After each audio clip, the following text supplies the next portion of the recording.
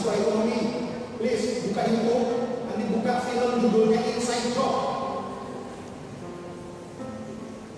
Judulnya Inside Job.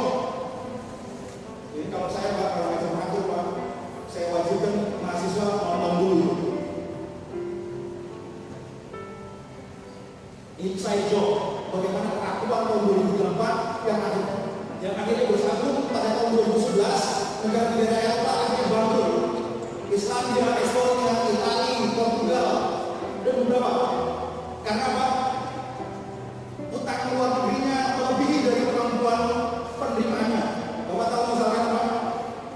Yunani, rasio utang luar negeri itu sampai 160%. 160% itu katanya apa?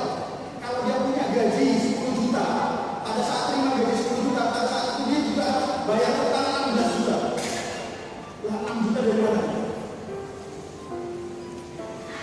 Amerika saja sudah 110%. Yang paling bagus ekonominya di Eropa itu siapa? Jerman. Dan itu utang luar negerinya 84%.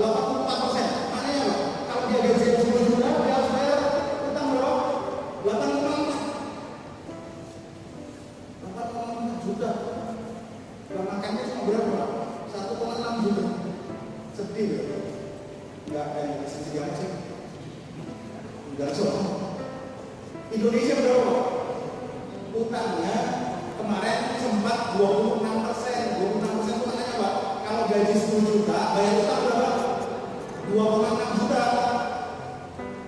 Masih bisa utang lagi. Makanya utangnya tambah lagi ya.